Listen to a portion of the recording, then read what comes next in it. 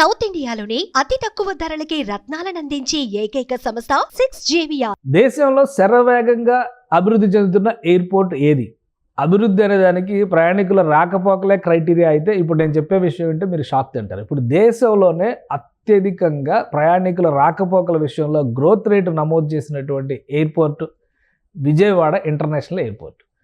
ఆంధ్రప్రదేశ్లో కూటమి ప్రభుత్వం ఏర్పడిన తర్వాత అంటే గత ఏప్రిల్ మాసం నుంచి కనుక లెక్కలు తీసుకుంటే డిసెంబర్ వరకు వచ్చిన రాకపోకల విషయంలో ఏపీలో ఎయిర్పోర్ట్ల వినియోగం విస్తృతంగా పెరిగింది. గతంతో పోలిస్తే చాలా ఆసక్తికరమైనటువంటి అంశాలని కేంద్ర ప్రభుత్వ పౌర విమానయాన శాఖ రిలీజ్ చేసింది. దీని ప్రకారం చూస్తే హైయెస్ట్ ఎవర్ ట్రాఫిక్ రికార్డుల్లో విజయవాడ రికార్డు మోత మోగించింది. విజయవాడలో ఆల్మోస్ట్ ఇప్పుడు దేశంలో 35వ ర్యాంక్లో విజయవాడ ఎయిర్పోర్ట్ ఉంది.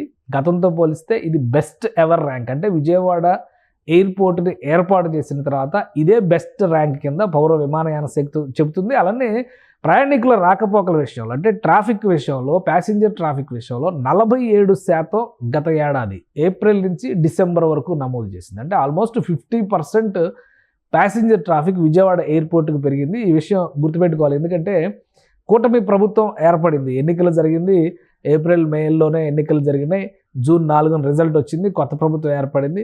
సో ఎయిర్పోర్ట్ ట్రాఫిక్ కూడా అదే సమయంలో పెరిగింది.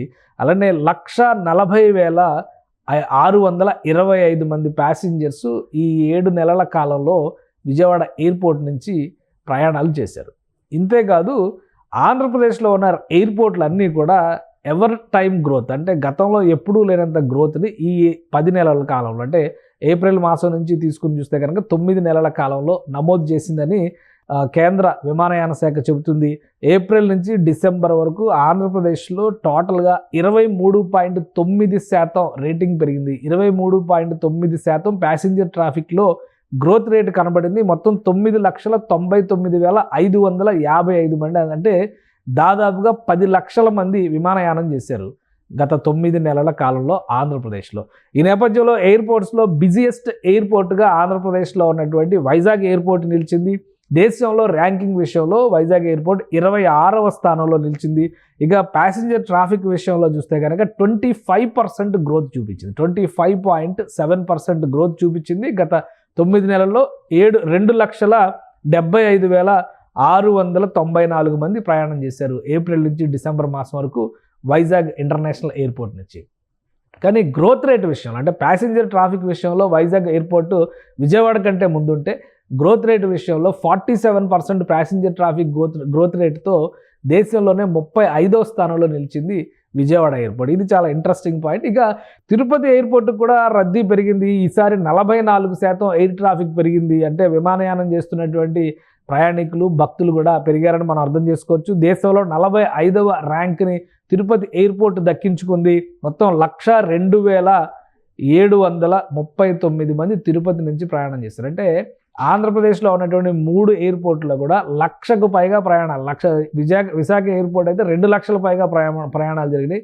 విజయవాడ ఎయిర్పోర్ట్ వచ్చి అలానే ఇక్కడ తిరుపతి ఎయిర్పోర్ట్ ఈ 2 ఎయిర్పోర్ట్లు కూడా విజయవాడ ఎయిర్పోర్ట్ 1,40,000, విజయవాడ తిరుపతి ఎయిర్పోర్ట్ 1,01,000 పైగా 1,02,000 వరకు నమోదైంది. ఇక ఆ తర్వాత స్థానాల్లో చూస్తే కడప కర్నూలు ఎయిర్పోర్ట్స్ కంటే కూడా పుట్టపర్తి ఎయిర్పోర్ట్ ప్రైవేట్ ఎయిర్పోర్ట్ కింద మనం ట్రీట్ చేస్తాం కాబట్టి అక్కడ ట్రాఫిక్ తక్కువ, ఎయిర్ ట్రాఫిక్ తక్కువ. కానీ రాజమండ్రి ఎయిర్పోర్టు దేశంలో 53వ స్థానాన్ని దక్కించుకుంది. రాజమండ్రి ఎయిర్పోర్ట్ కూడా విజయవాడ కంటే కొంచెం తక్కువగా 45% ప్యాసింజర్ ట్రాఫిక్ విషయంలో గ్రోత్ రేట్ సాధించింది.